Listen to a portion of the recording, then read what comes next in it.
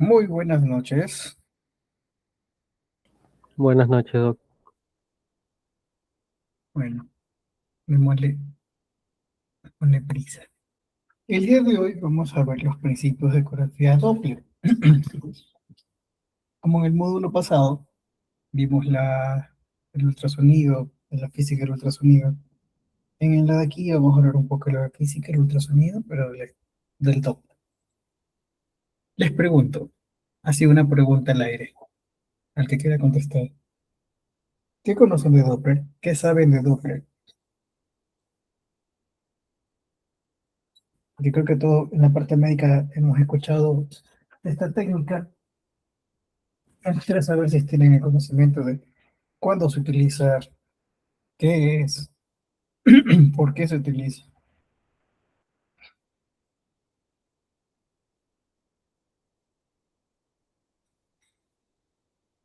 ¿No? ¿Nadie? Cualquiera, para saber que están activos.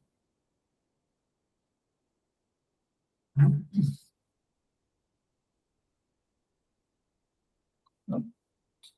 Perfecto. Bueno, arranquemos. Ecografía Doppler. Entremos un poquito en lo que vendrá a ser la historia. ¿Se acuerdan de esta clase? Esta clase la dimos en primerito cuando recién nos conocimos. O sea, hablaremos de Christian Johann Doppler, que es considerado el padre del ultrasonido. En 1842, él habla sobre la teoría del efecto de física ondulatorio, que en el día de hoy se llama Doppler. Entonces, ¿qué me habla de la teoría, qué me habla de la teoría sobre el efecto de la física ondulatoria? Me habla que si el foco y el receptor no se mueven, no tendremos cambios en la, en la ondulación de la onda del sonido. En cambio, si nosotros tenemos en un movimiento puede ser del emisor, del foco emisor o el foco receptor, vamos a poder tener la confirmación de este cambio en la frecuencia de la onda. Entonces, en 1845, Hendrik, meteorólogo, hace el experimento más elegante de la historia. Recordemos que tiene una banda de músicos, los divide, pone una parte en una locomotora, la otra parte la coloca en la estación del tren y les pide que toquen una misma nota musical mientras el tren se mueve. Entonces él como receptor, como observador, se queda estacionado junto al resto de personas en, en la estación de tren. Entonces él acierta y verifica que cuando la locomotora, este tono musical, se escucha de forma mucho más aguda, y que cuando se aleja, el tono va a ser más grave. Entonces, cuando se acerca va a haber mayor frecuencia y cuando se aleja va a haber menor frecuencia. Y esto fue lo que se le define el efecto Doppler.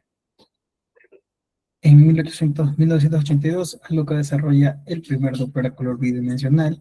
En 1983 aparece el primer equipo Doppler a color. El efecto Doppler es el cambio de frecuencia de una onda como consecuencia del movimiento relativo entre el observador y la fuente.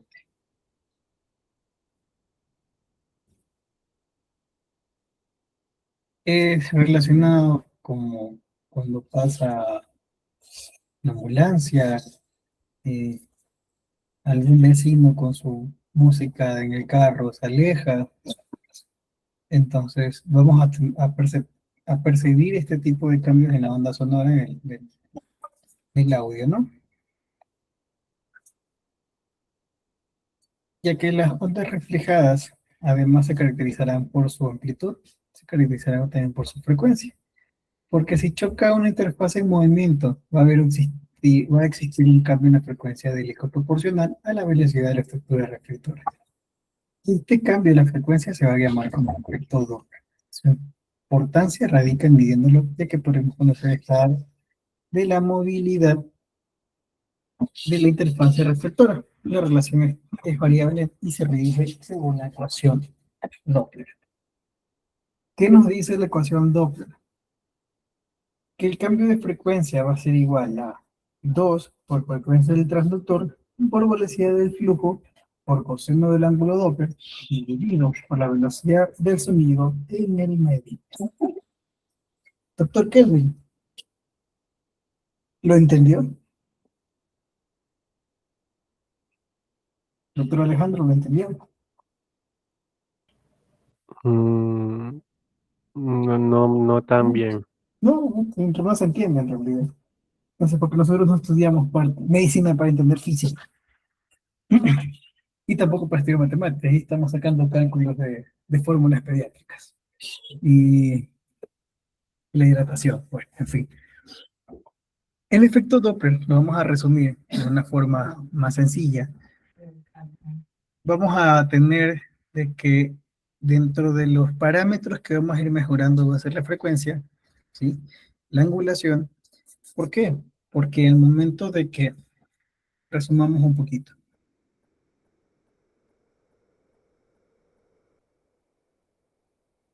¿Qué es el efecto Doppler? ¿Sí? Entonces, si yo veo que una imagen o este sonido en movimiento se acerca al observador, ¿sí? Vamos a tener un sonido mucho más agudo, o sea, va a haber mayor frecuencia. Y el momento que se aleja, vamos a tener menor frecuencia, ¿sí? ¿Qué me indica esto? Si yo lo aplico a la parte Doppler, esto de aquí me va a ayudar a entender de que si el eritrocito que se encuentra dentro del vaso se acerca al transductor, me va a dar esto se llama efecto espectral, ¿no? Entonces, para yo hacer una buena ecografía Doppler, voy a necesitar que el coseno del ángulo Doppler, así que la angulación, no sea o no se aproxima a los 90 grados. ¿Por qué? Porque hagamos el ejemplo claro. Tenemos esta que está aquí, debería estar 60, y en acá puede ser 30, y así mismo 60 y 30. Si yo veo el eritrocito que se viene acercando a mi transductor, ya que la onda que yo emito choca con esta, y como se va acercando, la frecuencia va a ser más pequeña, lo receta mi transductor, me va a dar una escala de color, que se lo vamos a ver. Entonces se va acercando el transductor con una angulación mayor, vamos viendo las ondas espectrales. Y la angulación es de 60 grados, ¿sí? La angulación también es menor. Entonces la angulación y la velocidad va a ser diferente. Pero si yo coloco el transductor a 90 grados, no voy a tener la capacidad de poder ver si ese eritrocito se acerca o se aleja.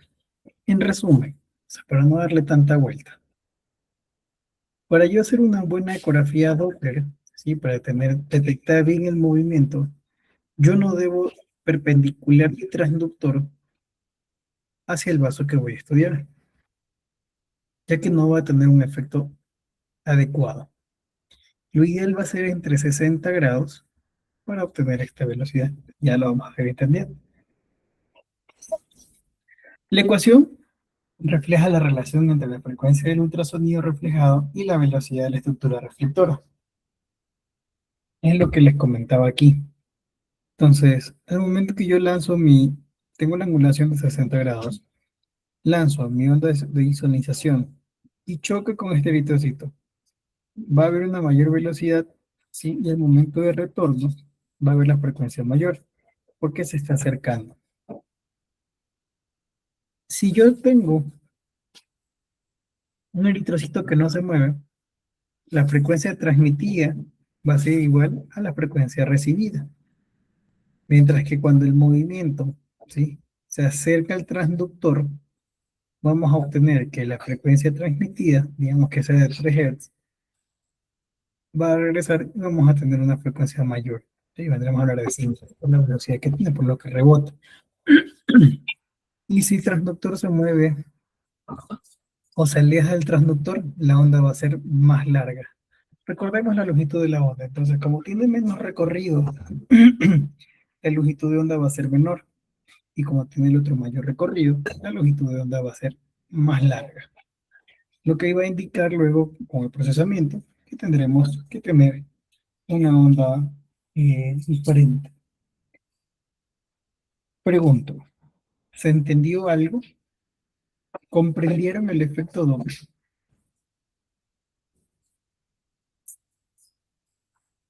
Si me dicen que no, les creo.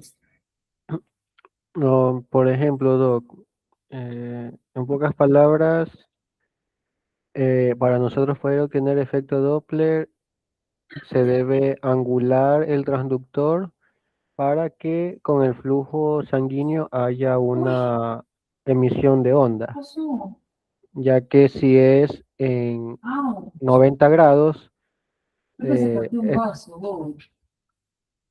lo que es Ujú, exactamente. el flujo sanguíneo va a ser, se podría decir, no va a haber ese choque de ondas como tal, a diferencia de cuando es angulado, más o menos así lo capto. Perfecto, sí, más o menos tenemos la idea. Entonces, para entender un poquito más claro, tenemos esta imagen de aquí.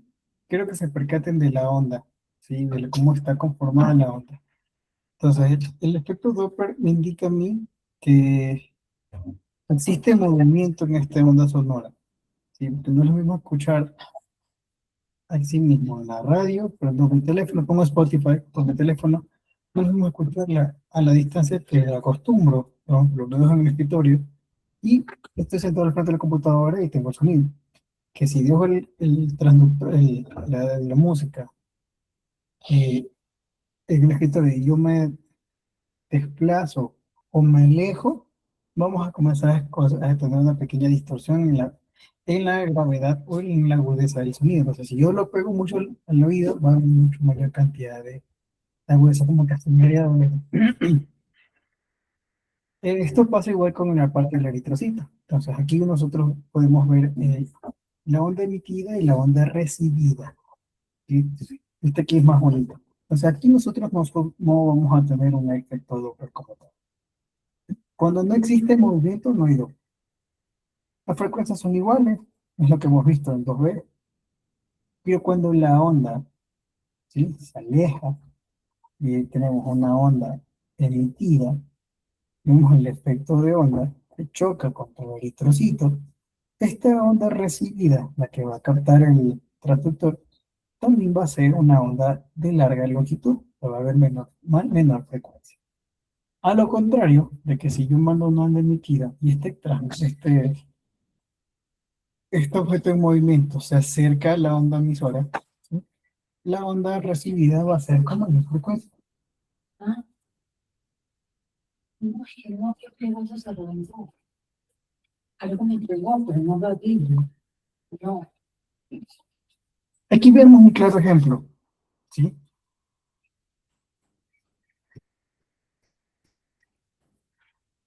Lanzo mi onda y recordemos que esto de aquí debería comenzar a moverse, ¿no?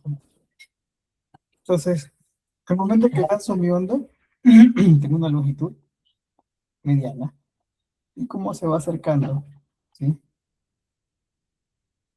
vamos a tener una mayor frecuencia. Este es el efecto Doppler.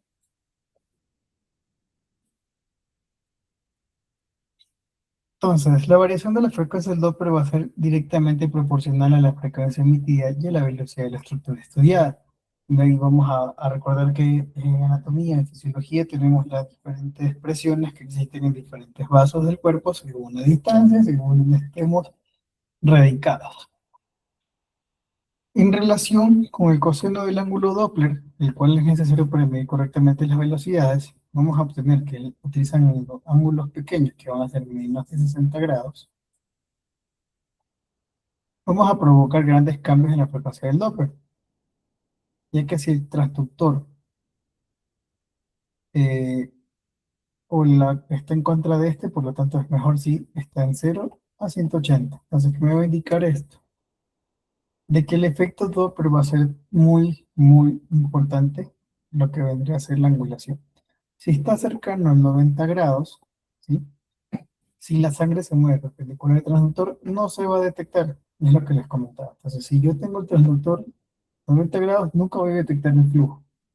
Aquí también nos va a ayudar mucho la angulación de la mano para poder revisar algunos vasos. Por ejemplo, si hago el corte de la arteria aorta, por lo general va a ser un corte perpendicular que está haciendo longitudinal. Entonces ahí vamos a hacer un pequeño oblicuado, una oblicuación de la estructura para angular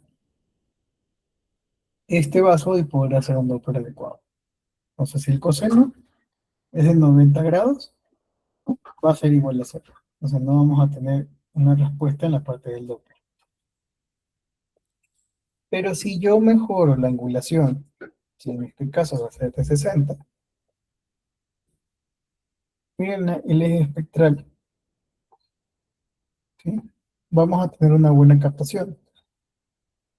Pero si lo hago una angulación de 30 grados, vamos a tener una captación mucho mejor, ya que tengo casi perpendicular, no perpendicular, angulado, tengo una parte oblicuada del flujo sanguíneo y me ayudan a mí poder tener esta captación y mejor flujo y estudio del Doppler.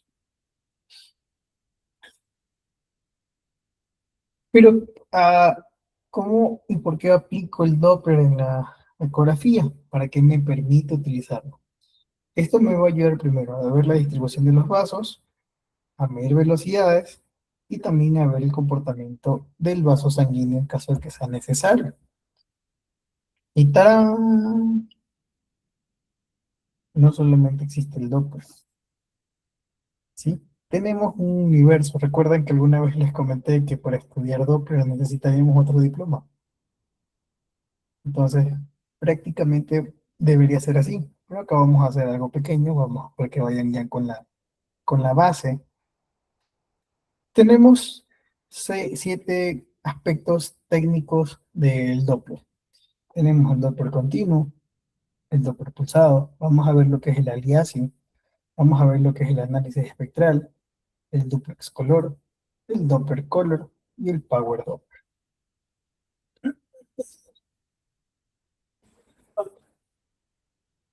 Perdón.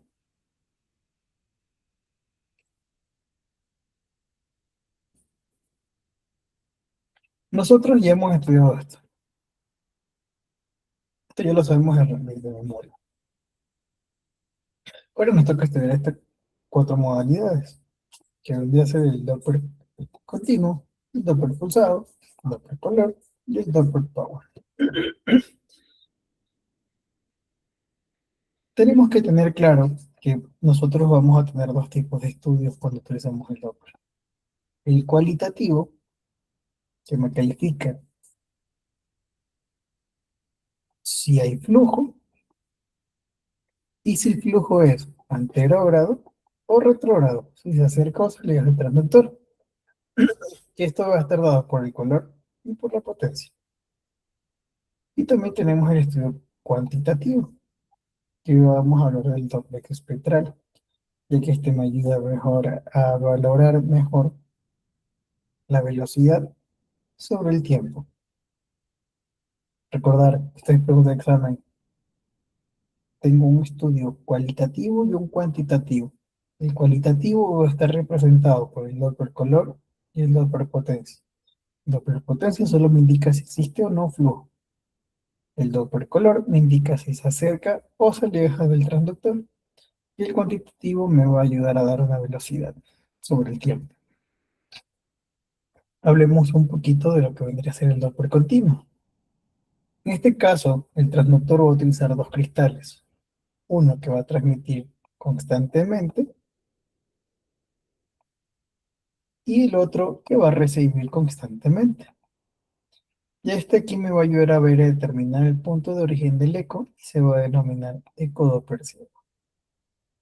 Entonces, ¿qué hace? Como mando, recibo, yo solo sé que existe movimiento, que hay un flujo. Aquí no podemos determinar velocidades, aquí no se puede utilizar el análisis espectral y solo se determina el cambio de frecuencia. ¿Cuál es la ventaja? Detecta velocidades altas y no produce aliasing, ya que está dentro de los parámetros. Y en el Doppler pulsado, ¿sí? Vamos a utilizar solo un cristal, el cual va a transmitir y va a recibir, que va a dar secuencias parecidas al eco 2D, ¿no? ¿Para qué me ayuda el aquí? Es que el momento que yo envío, voy a esperar que se reciba para poder enviar otro. En esto aquí me va a determinar la longitud de la muestra. Pues aquí sí me va a poder permitir ver la velocidad, el tiempo y la velocidad entre lo que se va a hacer el movimiento. Aquí nosotros vamos a poder utilizar la frecuencia de repetición de pulso o los PRF. Entonces vamos a hacer que en en la mayor cantidad de frecuencia de repetición de pulsos va a ser como se utiliza para vasos superficiales como carótidas, que cuando se utilizan vasos profundos como los abdominales. Entonces, a una velocidad mayor, mayor PRF. El Doppler pulsado también nos ayuda a conocer la velocidad en un punto determinado del flujo que queremos estudiar, el que nos permite seleccionar a profundidad el tamaño y el volumen de muestra que queremos ver. Aquí vemos la representación de la esquematización de cómo se vería un coseno de 0, un coseno de 30. Se dan cuenta que aquí la velocidad va a ser mayor, entonces por eso me indica a mí que la onda espectral, a ver, la onda espectral, ¿qué es la onda espectral? Es de la gráfica de cómo se vería la velocidad de acercamiento del eritrocito al transductor. Entonces, si se acerca, vamos a tener una onda anterogrado, ¿sí? Y va a disminuir la meseta porque ya la angulación cambia. Tengo una bifásica y una retrógrada, de que se va alejando, ¿sí? Tenemos las ondas anterógradas, anterógradas, anterógradas y la retrógrada. Y la última retrógrada porque va a ser alejándose del transductor, ¿no? En los parámetros básicos vamos a utilizar el volumen de muestra, que se situará en el vaso, en el centro del vaso y va a tener un tamaño curvo de este. Esta se va a utilizar como un menú que se utiliza como muestra y regula el conveniente del tamaño de este. El volumen de muestra vamos a hablar que va a ser esto y esto. Nosotros vamos a poder hacerlo más grande, hacerlo más pequeño. Lo ideal es que esté dentro del tercio del vaso para nosotros poder tener una velocidad más exacta. Esto está mal, esto no está bien. Esta sería la dominación perfecta. Perdón, esta está bien, esta está en defecto. Porque aquí tengo el tercio medio, ¿sí? Del vaso. En la acá está muy pequeña la muestra. La angulación, esta pequeña imagen que veo aquí. Entonces, tengo que ponerla perpendicular al vaso para obtener unos datos precisos y vamos a poder angularlo con el botón que se denomina como ángulo o ángulo. La línea de base es una línea continua que aparece en el espectro. Y esta podemos modificarla ya que podemos medir un espectro adecuadamente para evitar el aliasing. También para representar los flujos que se alejan y los que se acercan. Vamos a encontrar como una línea de base y podemos moverlo con las perillas. En esta representación vemos la línea de base de esta imagen que está aquí, ¿sí? Lo ideal es que no esté muy arriba,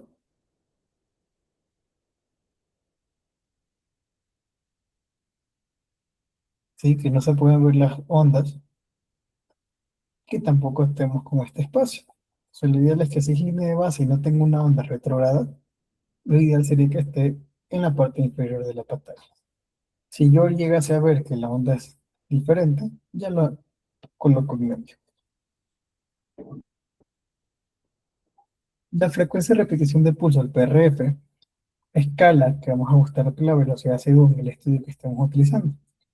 Con un rango de velocidad alta tendremos un espectro demasiado pequeño, lo que nos dificultará la evaluación. Vamos a buscar algo que se llama escala. En este caso vamos a ver el PRF de 7.2 y en el de acá de 10.8. Y en el de acá tendremos un PRF disminuido. Entonces, como se podrán dar cuenta, yo ya el PRF, la velocidad que tengo, sobrepasa mi caja de espectral. El de aquí es demasiado alto porque me lo achica.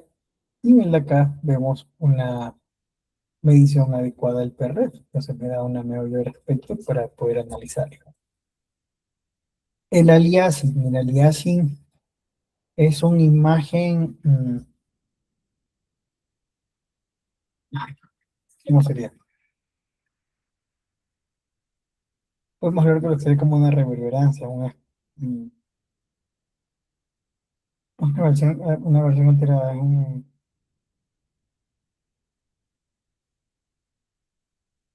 se me fue el nombre. Es como la sombra acústica, ¿sí? Entonces, es algo que nosotros podemos revisar y decir que realmente no está ahí. ¿Cómo lo mejoro? ¿Y por qué se da? Porque el PRF no está adecuado. Entonces puede ser que esté muy bajo o que esté muy alto. Y detecta imágenes de velocidades que no deben estar ahí. También se representa como en la onda espectral, con imágenes, esta aquí se da por el defecto de la línea de base.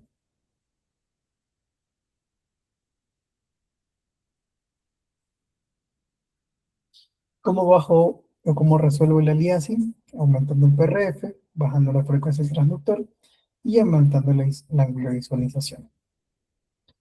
En la análisis espectral, podemos verlo como se mueven los glóbulos rojos, los muestra moviéndose a diferentes velocidades, y vamos a hablar de la digitalización de la frecuencia, que es lo que les comentaba. Entonces, lo que yo voy a ver en el espectro, en el Doppler espectral, es la representación gráfica de las velocidades que va a tener el eritrocito al momento de nosotros captarlo con el efecto Doppler.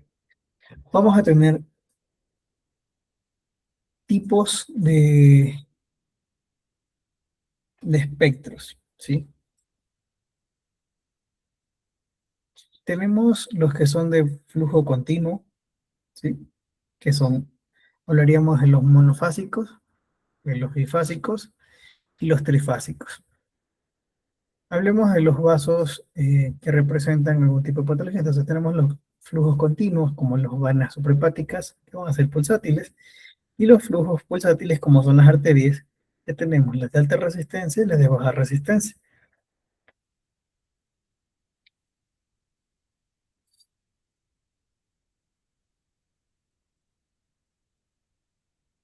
Aquí creo más adelante hay una diapositiva donde podemos ver esto, donde vamos a hablar de la onda monofásica,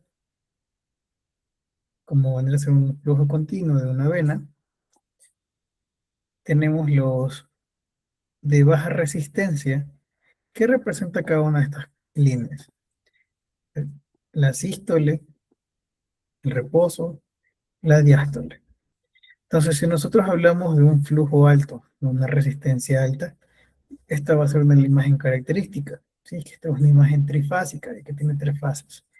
Esta es monofásica y esta vendrá a ser bifásica. ¿Sí? ¿Por qué trifásica? Porque tengo una angulación en la parte inferior, o sea, tengo una, una angulación espectral en la parte retrograda.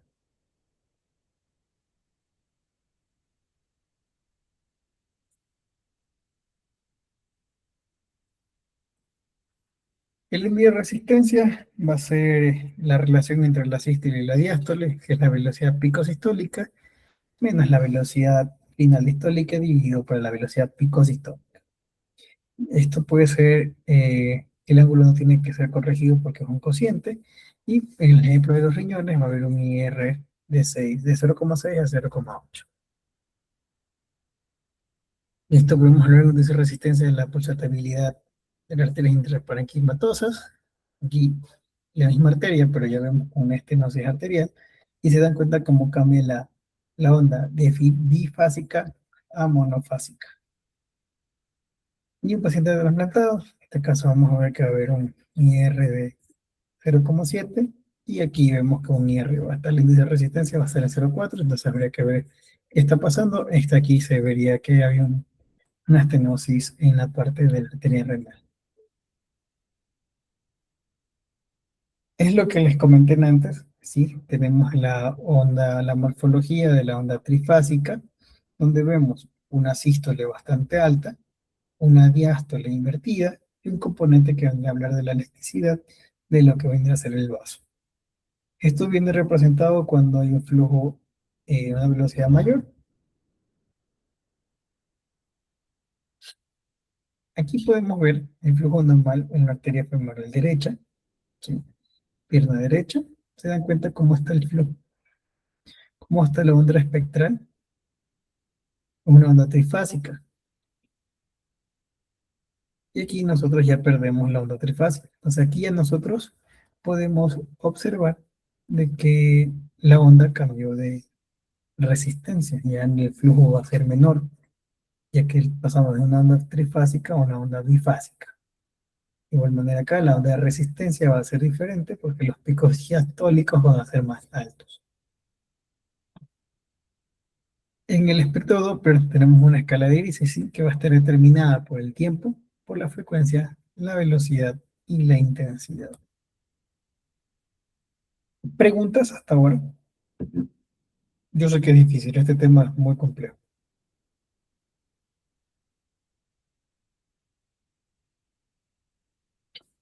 O sea, para entenderlo y tratar de hacer las cosas bien. Como que si no se les puede explicar, miren, toman aquí, hacen esta imagen, hacen esto y ven este parámetro y se acabó. ¿No preguntas? Seguimos entonces. Pequeño repaso.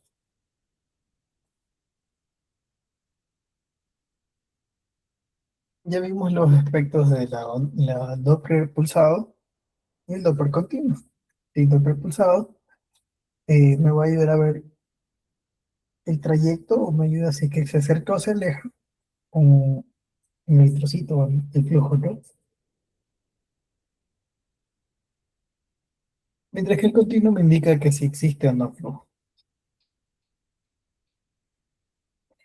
Tenemos el Doppler espectral, esta es la imagen más clara, que es la representación gráfica del efecto Doppler o del flujo que nosotros vayamos a ver.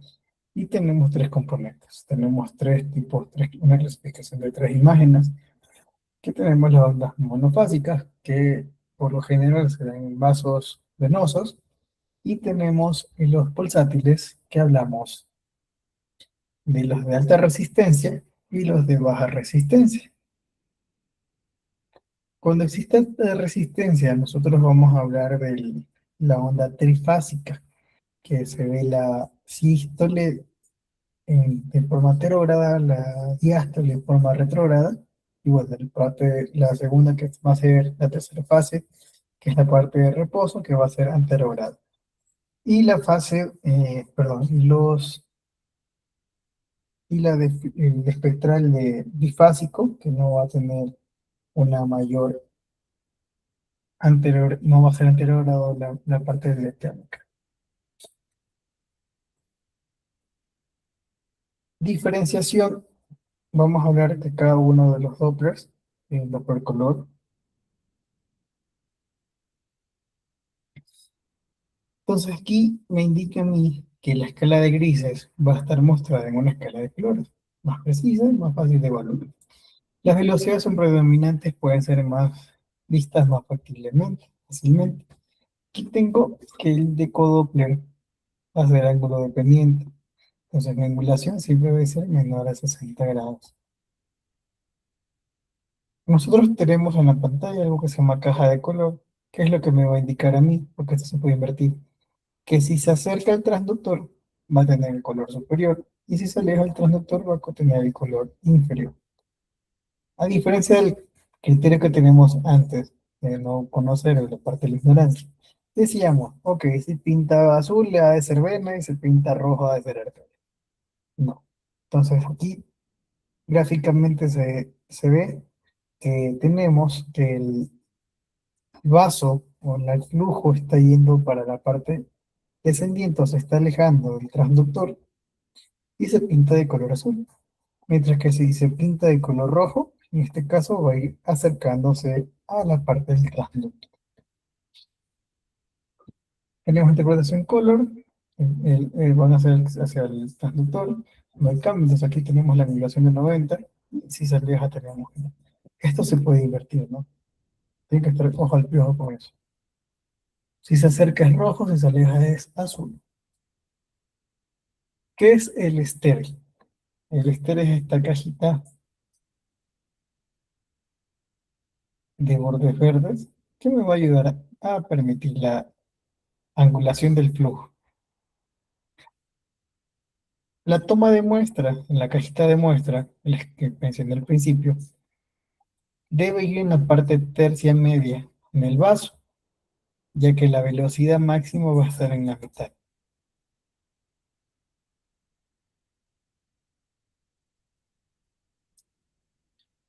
Doppler Power no es ángulo dependiente. Entonces, yo no debo llegar a 90 porque igual me va a pasar el mismo flujo. O sea, me va a pasar el mismo efecto que si no tengo una angulación.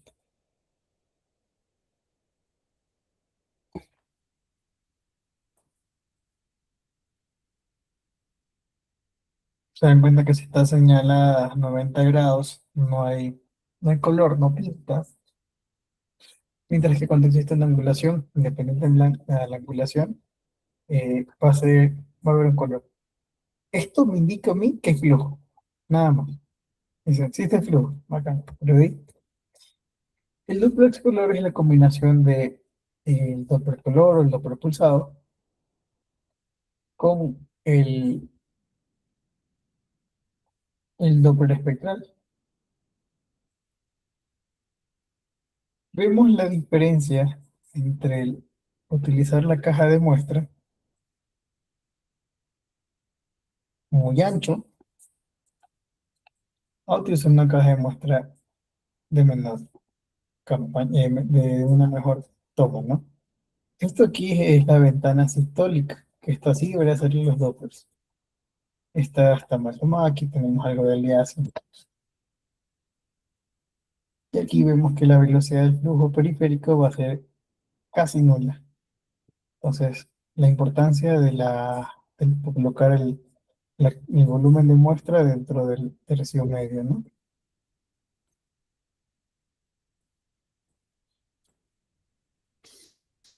El Doppler color, como les decía, muestra velocidades del flujo, codifica la dirección y también nos informa el flujo del tiempo real, superpuesto en el tiempo real de la morfología. ¿Qué es el ROI?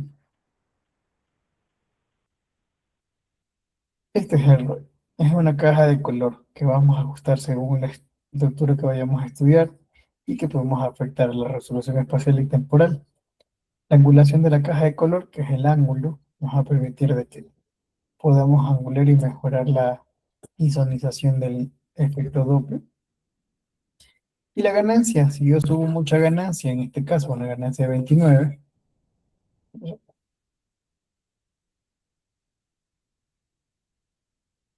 y me subo mucho con la ganancia, vamos a tener el efecto confetti, que vendría a ser esto. Pero si yo la bajo demasiado, no voy a tener un Doppler adecuado. El PRF, que es la que vamos a utilizar para vasos de grandes velocidades, para aumentarlos, también de igual manera, tengo el PRF de 13.2, tengo el IASI, como lo mejoro, ¿sí? Disminuyendo el PRF en este caso. El Power Doppler, sí, el que comentábamos, muestra intensidad de flujo, me moviliza si existe flujo, más no me indica la velocidad ni la dirección. Y es más fácil para ayudar a detectar la presencia de flujo. Entonces, cuando hagamos un estudio de alguna masa, iniciamos con Doppler Power, posterior Doppler Color, y luego ya hacer el Doppler espectral para poder ver la velocidad del mismo.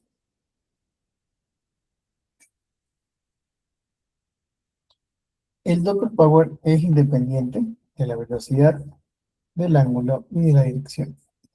La señal es influida solo por la atenuación de los tejidos y localización de la densidad de los glóbulos rojos.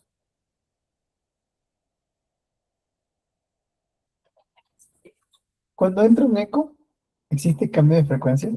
Sí. Vamos a hablar de la escala de colores. Cuando no, hablamos de una escala de grises. Esto vendrá a ser el modo B y modo doble. ¿Qué tenemos de ventaja? Tenemos una alta sensitividad de 3 a 5 veces, tenemos ausencia de aliasing, tenemos una mejor definición de los bordes, más facilidad de visualización, menos dependencia del ángulo y vamos a tener mejor relleno de la estructura. ¿Sí? No por color, esto tiene mucha ganancia.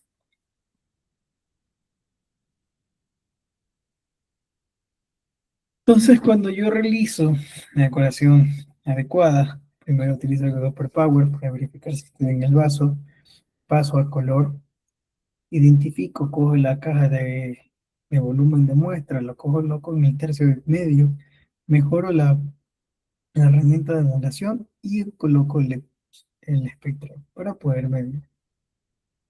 Entonces, esta es una onda trifásica. ¿Sí? Entonces, hablamos de una arteria de gran velocidad. El ángulo de visualización debe ser entre 30 y 60 grados. Cuando tenemos aliasing, lo que tenemos que hacer es mejorar el PRF, es decir, la ganancia del transductor. ¿Preguntas?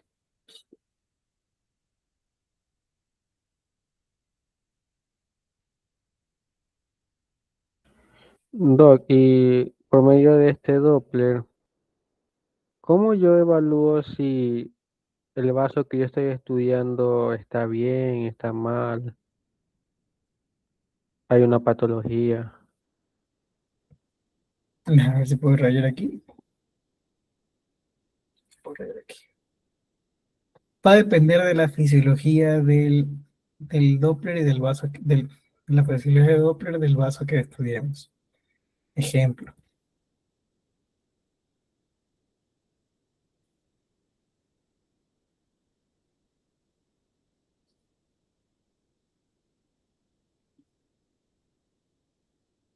se me ocurre. Si yo tengo, por lo general las arterias uterinas son de bifásicas, ¿sí? Nuestra estructura.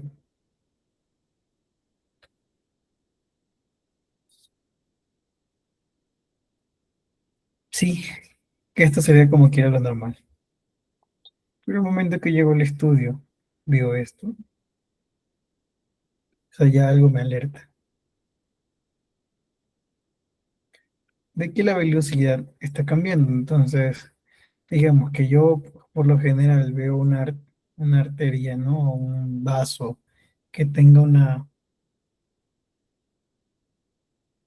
un espectral de esta forma y yo entro y lo veo así. Entonces la modificación de la onda espectral va a ser bastante dinámica, bastante clara al momento de hacer los estudios.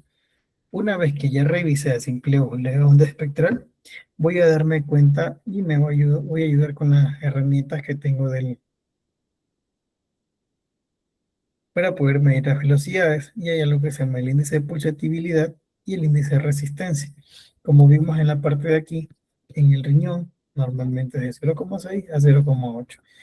Si yo ya veo una índice de resistencia 0,4, me están diciendo que está disminuido y que tengo que examinar dónde podría encontrar la patología como tal.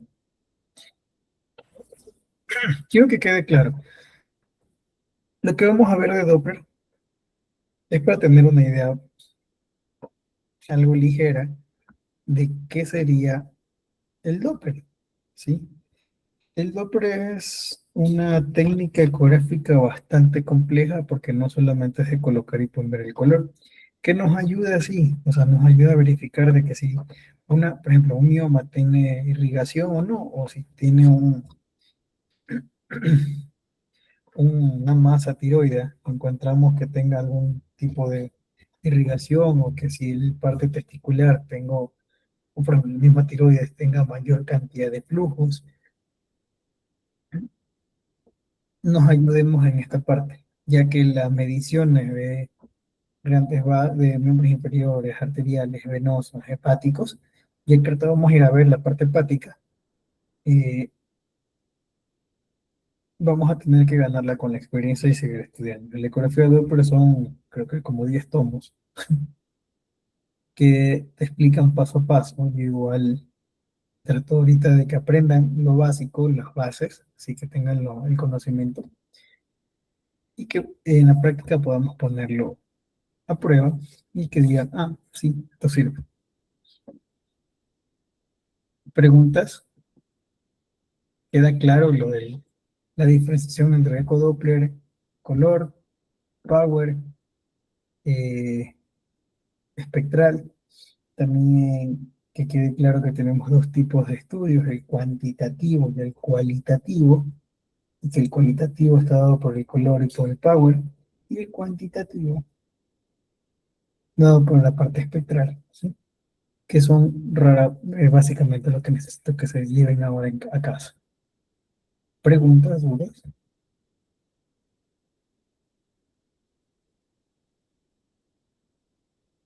¿No? Se llama ecodoppler.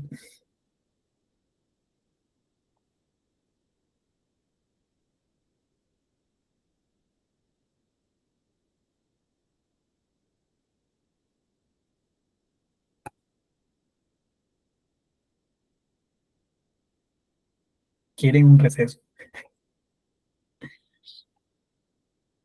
¿No? Seguimos. Demos 5 minutitos de receso ya para poder tomar agua, café, se coman algo de chocolate o un dulce ya. Muy bien.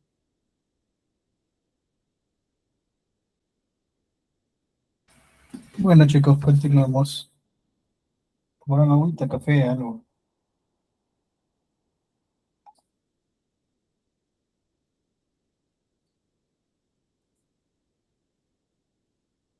Ahora relacionemos lo que vimos en este primer segmento. Vamos a hablar de la ecografía doble de la región hepática. ¿Qué creen que vamos a hablar? Vamos a hablar de los grandes vasos, vamos a hablar de la porta, de las suprahepáticas y de esta misma forma, pero pequeño recuento anatómico.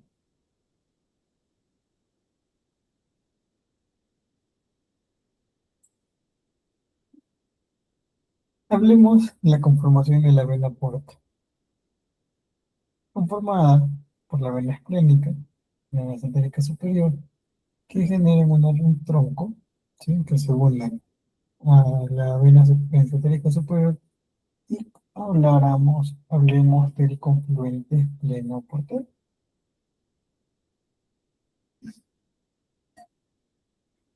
Esto va a tener una parte ascendente que va a medir 1,3 centímetros, que nos va a dar ramificación en la vena gástrica izquierda, vena gástrica derecha, y que extrahepáticamente va a haber una división. Vamos a tener la vena porta izquierda y la vena porta derecha. Y la vena porta izquierda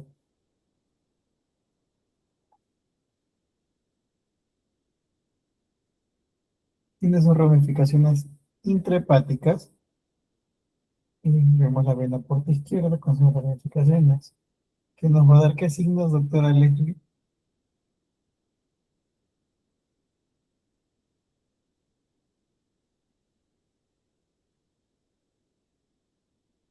Doctora Lady, Sí, ¿qué signo ecográfico me va a dar la ramificación intrahepática de la porta izquierda?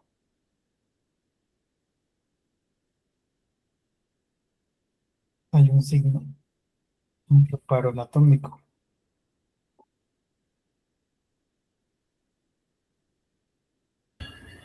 la bailarina. Perfecto, gracias. Tengo la puerta izquierda, ¿sí? Las ramificaciones intrahepáticas que me dan el signo de la bailarina. Y la repate acá, la puerta derecha, que me va a dar las siguientes ramificaciones. ¿Sí? También vamos a tener que valorar, estudiar y repasar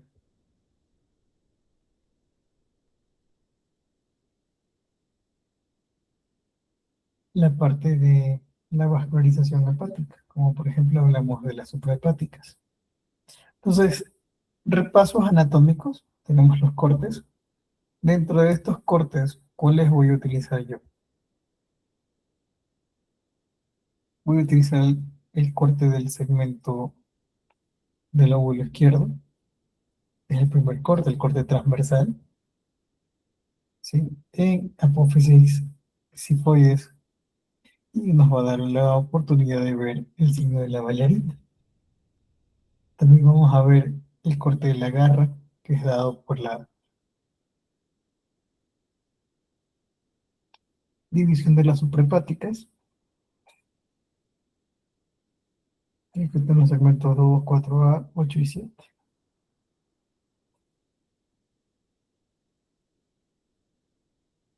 Veremos también la segmentación del lóbulo derecho para poder observar la vena suprahepática derecha.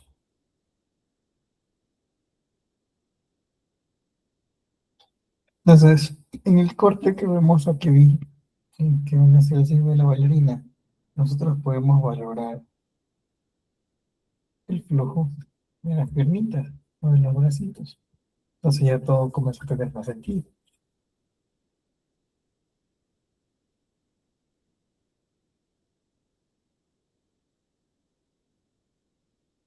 Cosas que hemos repasado, creo que es la cuarta vez que vemos estas imágenes. Signo de la garra, tenemos suprahepática izquierda, media y derecha, que nacen de la vena cava.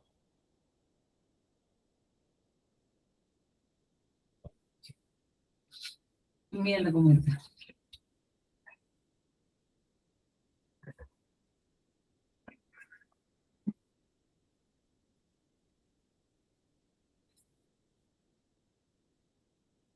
Suprahepática, este paso ya es adicional. Este corte es importante.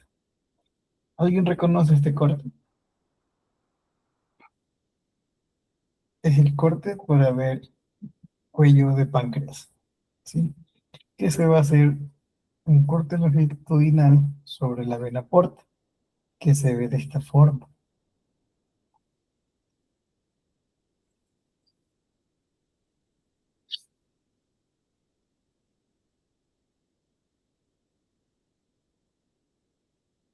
Es linda que se ve, miren, vena porta, vena cava, hígado.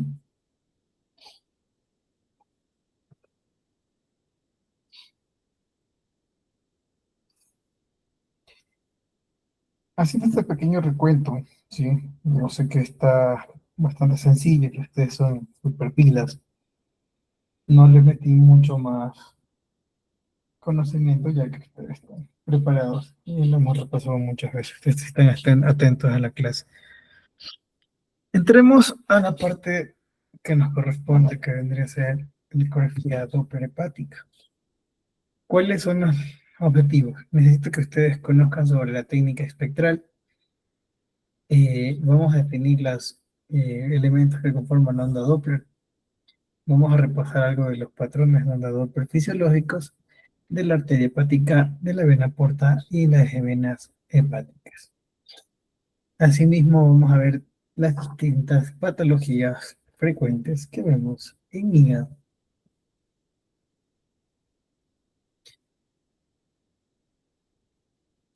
Vamos a utilizar un Doppler pulsado. Este es el que manda la onda y no manda otra onda hasta que no recepta, para que me ayude a ver la profundidad y ver la velocidad y la dirección del flujo. En el aquí nosotros vamos a utilizar el volumen de muestra o la caja de interés, ¿sí? Para ver de forma cualitativa el flujo de sangre al momento de estudiarla. Qué linda. Entonces aquí nosotros vemos una imagen dúplex, donde categorizamos o revisamos en el lado izquierdo una ecografía en modo B, que va a representar el corte de la puerta derecha. Y en la parte inferior vemos parte de la vena cava inferior. En esta parte de aquí, ¿sí? No, en la imagen derecha, sí, derecha, revemos que se utiliza un Doppler color. Entonces, como se dan cuenta, el transductor está aquí arriba. Este flujo asciende y por eso es de color rojo. La de acá se aleja, ¿sí? Vendremos a hablar del color azul. Y aquí nosotros podemos ver la imagen color superpuesta mostrando el flujo hepatopetal portal y el flujo hepatofugal de la vena cava inferior. ¿Sí?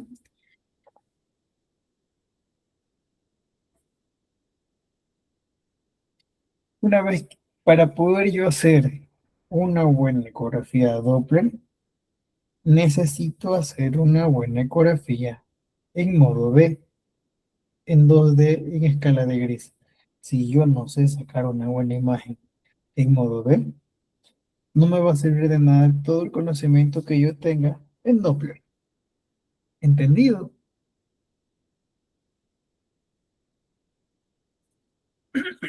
Aquí tenemos una imagen triplex.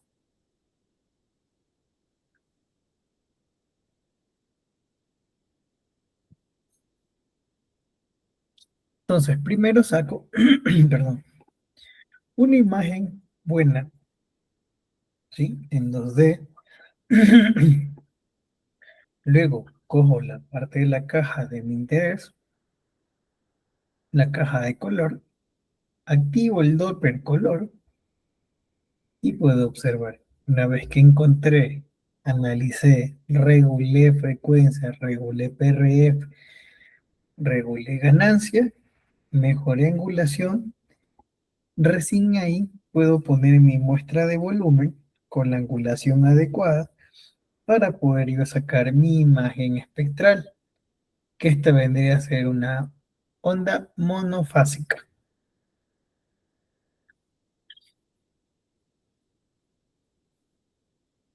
Vamos a hablar un poquito del Doppler espectral y sus componentes principales. Tenemos el trazo, la dirección del flujo y la velocidad. ¿Qué me habla del trazo? Que es la representación de la onda espectral. Se corresponde según el tiempo. La dirección del flujo me habla si que se va a una dirección o la otra dirección, si es anterógrada o si es retrógrada.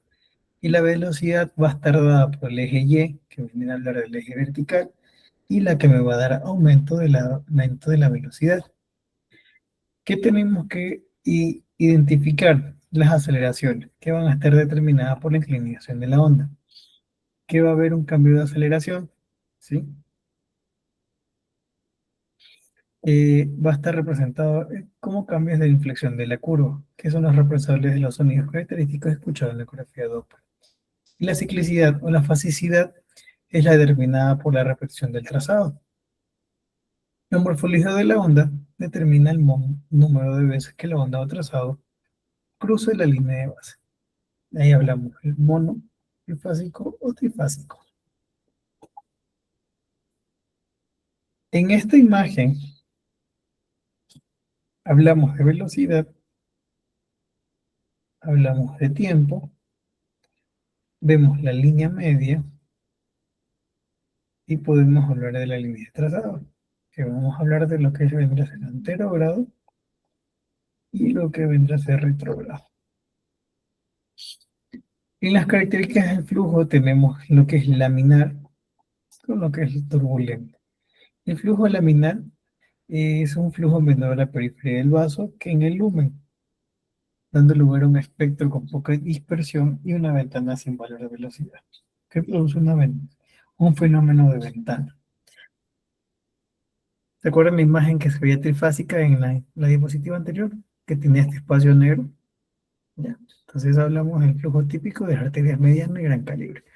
Mientras que el turbulento aumenta la dispersidad, entonces esta ventana desaparece y se pinta, como cuando vemos la onda bifásica. pero también hablaría de un mejor, para que podríamos mejorar la calidad de la onda espectral. Que nosotros utilizamos en la imagen, eh,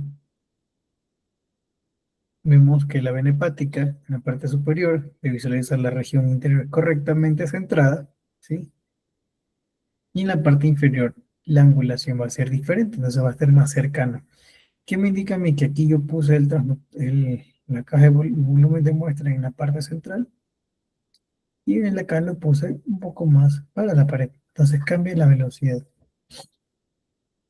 La importancia de la angulación, pues totalmente. Ya hemos revisado y hemos visto que la angulación no debería ser mayor de 60. Entonces lo ideal sería entre 30 a 60 grados.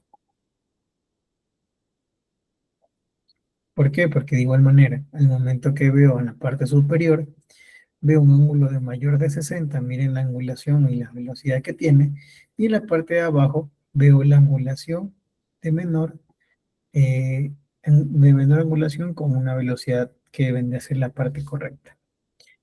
Las venas hepáticas, esta ya hablamos de la patología, vamos a hablar de la parte de cómo se vería una vena hepática según un patrón fisiológico normal. Recordemos que estas venas van a ser anterógradas, ya que se dirigen de forma del hígado hacia el corazón, y no debe confundirse con la dirección del flujo de línea base, donde puede ser tri o tetrafásica.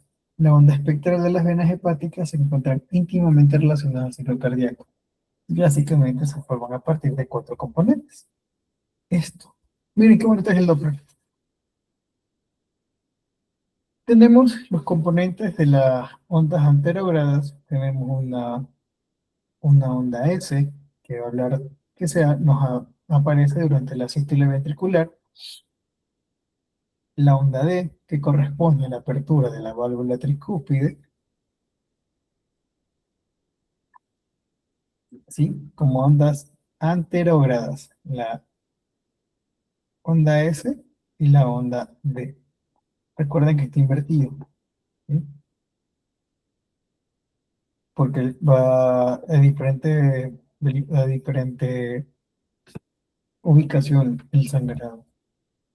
Entonces, ¿cómo se pueden dar cuenta? Que tenemos la onda S y la onda D. Que esto vendrá a hablar de la normalidad. Mientras que las ondas retrógradas, que esto vamos a hablar, que son retrógradas porque van desde el corazón hacia el hígado, que se acercan al flujo del transductor, vemos las ondas A, que estas van a coincidir con la contracción atrial, que propulsa la sangre en dos direcciones, anterógrada hacia el ventrículo derecho y retrógrada hacia la vena cava. La onda C, que es una variante normal, es una pequeña onda retrógrada que aparece siguiendo la onda A. Y la onda B, que es una onda que se produce cuando la contracción ventricular empieza a disminuir en intensidad y la válvula tricúspide se relaja y después de la sístole ventricular volviendo a su posición normal después de haberse desplazado del ápex cardíaco durante las primeras fases de la sístole.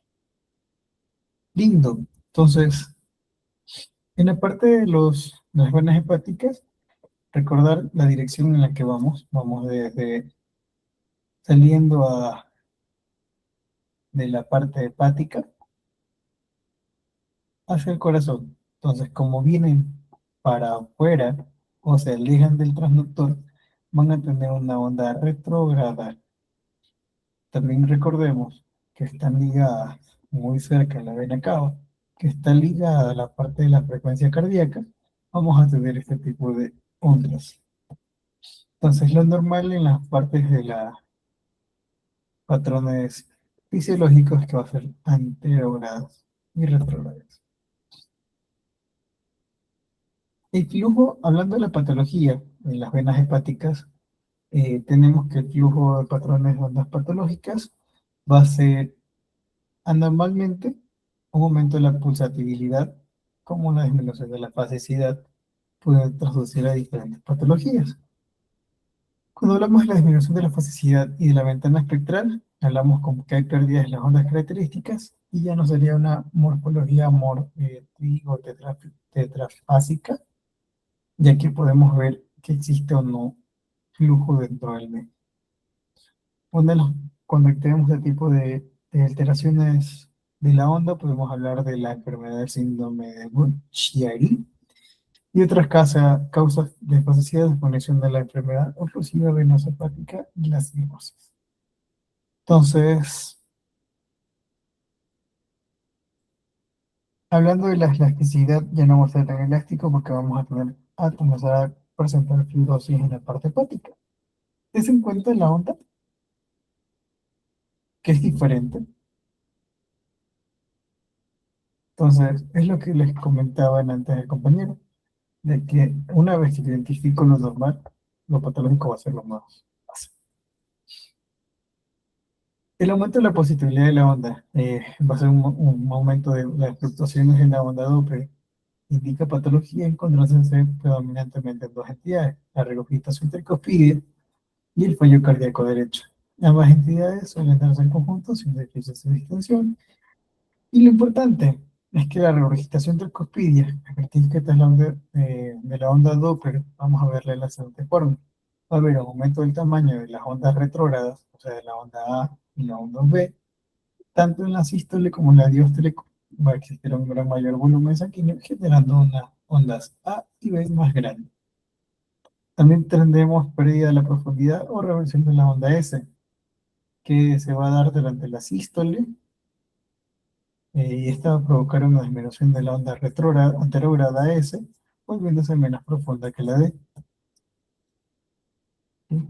Se vuelven más gorditas, se vuelven más anchas, y la parte del retrogrado ya va a ser menor, ¿sí? Como se percata.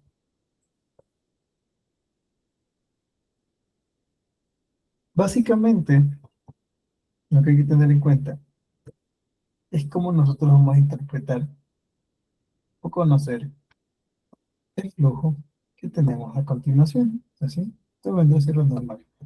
Y ahí vemos lo patológico y vemos patológico. Entonces aquí vemos las alteraciones de la profundidad y reversión de la onda C, también de la regurgitación, y comienza a desaparecer la onda retrógrada. La vena porta va a tener un patrón fisiológico, ya que viene a estar formada a partir de la confluencia del eje venoso mesentérico esplénico, y bueno, comienza asciende hacia la parte superior, entrando a la parte hepática y todo. Tiene una forma de una onda monofásica, que se va a encontrar por encima de la línea de base espectral. La pulsatividad proviene de las venas hepáticas a través del sinusoide hepático que condiciona el que la onda posea pequeñas fluctuaciones. Por último, la velocidad de flujo de la vena porta normal es de 15 centímetros sobre segundo. Este es el flujo normal de la vena porta, que es monofásica. ¿Sí ven estas fluctuaciones? Bueno, esto es dado por la vena cava. Recuerden que está casi encima. Es monofásica y anterograda.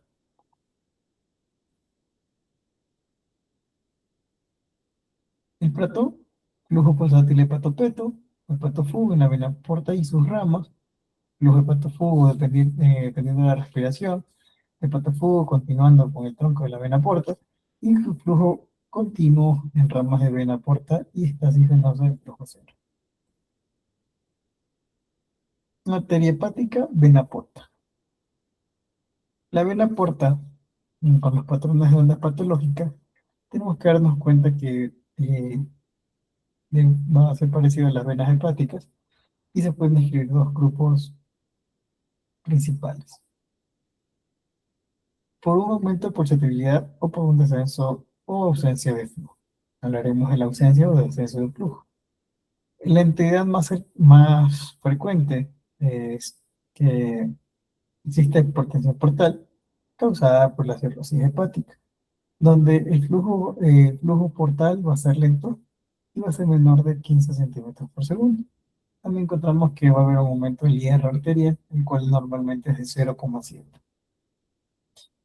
Tenemos disminución de la fasicidad de la onda vena hepática a cistiplenomegalia o un calibre portal mayor de 3 milímetros. Y bueno, podemos verlos encontrar como revertido, haciéndose hepatofugo, o incluso hacerse ausente, que se puede encontrar ausencia de flujo en la trombosis portal o en el caso de invasión tumoral, como el hepatocarcinoma. Entonces, de nuevo, miren esta imagen y vemos esto.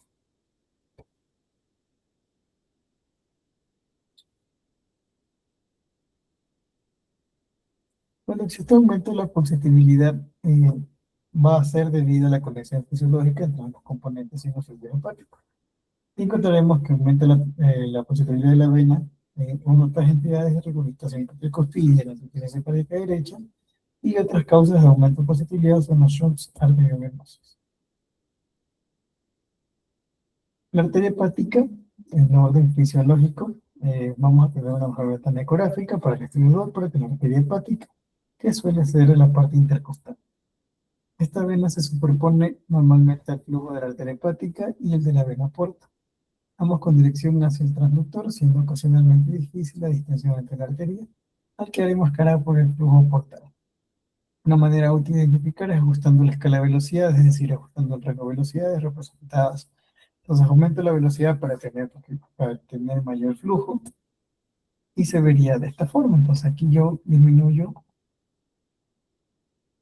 en la caja de color, tenemos 23 centímetros por segundo, y si yo aumento, tengo una libertad de poder identificar cuál es la arteria. La arteria hepática, el patrón fisiológico, tiene un pico sistólico más alto, corresponde con el sistólico seguido de un descanso diastólico, y tiene una arteria hepática de un IR de 0,55 a 0,7. En las ondas patológicas tenemos aumento de la resistencia de la arteria hepática, que va a ser un ayuno específico, ¿no? O estar dado por estados fisiológicos o también por enfermedades crónicas, congestiones venosas, enfermedades microvasculares.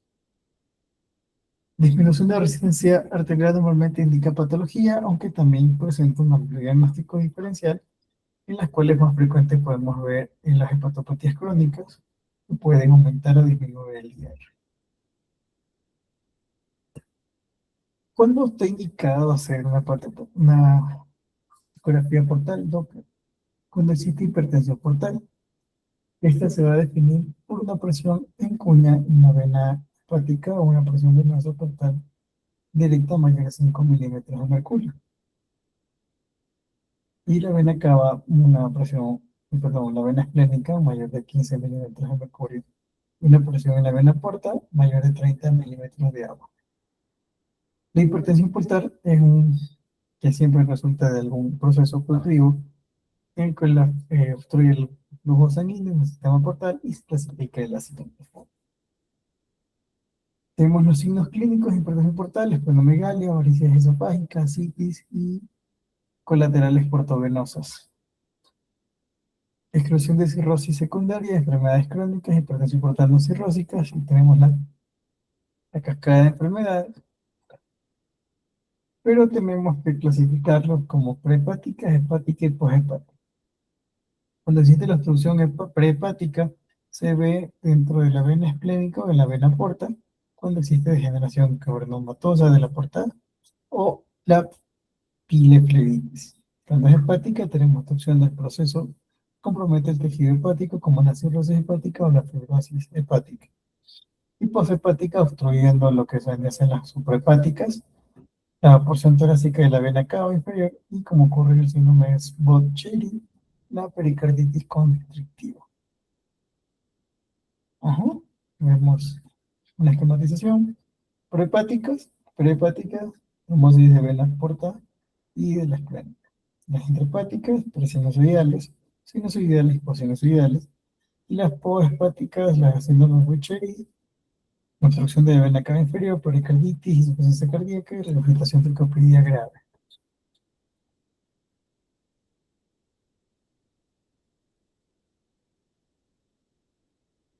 Hablando de la hipertensión portal intrahepática, tenemos las presinusoidales, las sinusoidales y las posinusoidales.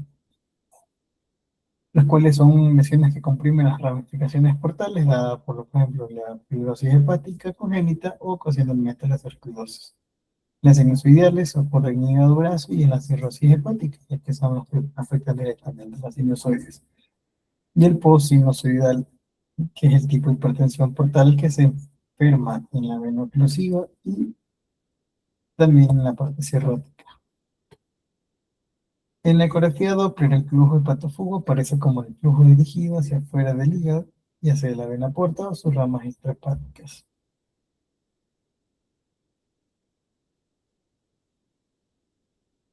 En resumen, las principales características de la evaluación ecográfica de Doppler de color e hipertensión portal incluyen aumento del diámetro de la vena porta, aumento 20%, menor del 20% del diámetro de la vena porta durante la inspiración, profundo, menor del 50% clínica, mesentérica superior, pérdida del patrón ondulatorio de la onda espectral de la vena porta, tendencia del aplanamiento de la onda espectral de la vena porta, y un aumento de la velocidad del flujo de la arteria hepática, flujo portal hepatofugo, aumento del diámetro de la arteria hepática y la índice de aceleración de la arteria hepática de 1 metro por segundo. Cuando existe trombosis en la vena porta, puede estar dada por una enfermedad maligna, incluyendo el carcinoma, el hepatocarcinoma, y también por enfermedades metastásicas como el carcinoma de páncreas y el leiomiosarcoma primario de la vena porta, así como pancreatitis crónica, hepatitis, septicemia, traumatismo, esplenomegalia. Esplenotomía, perdón. ¿Qué hace? Obstruir la luz de la vena porta. Esto puede ser de incidencia aguda. Voilà, el resumen de la clase.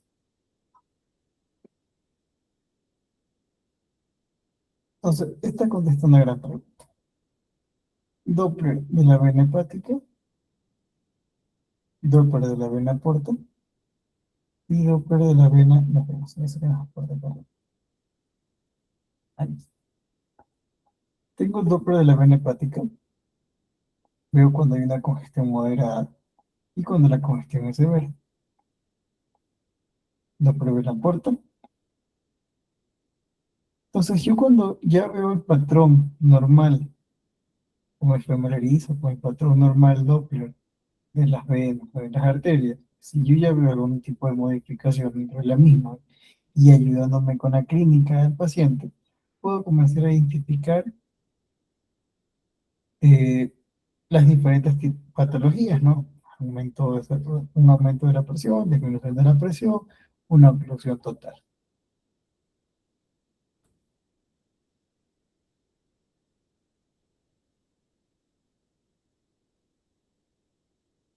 Bueno, chicos, creo que fue una clase bastante cansada. La de mañana va a ser peor. Mañana vemos Doppler de miembros inferiores, tanto venosas como arteriales. Y de ahí tenemos ya la finalización de la clase conmigo. No les prometo si voy a tratar de buscar imágenes para comenzar a ver y pedir un par de horas más con ustedes, hacer un pequeño repaso de imágenes patológicas y normales. Y bueno, también tenemos que terminar de coordinar cuando nos toca la práctica y cómo vamos a manejar de esa forma. Listo, chicos, yo los suelto. Pasen bien, descansen. Buenas noches. Buenas noches, Doc.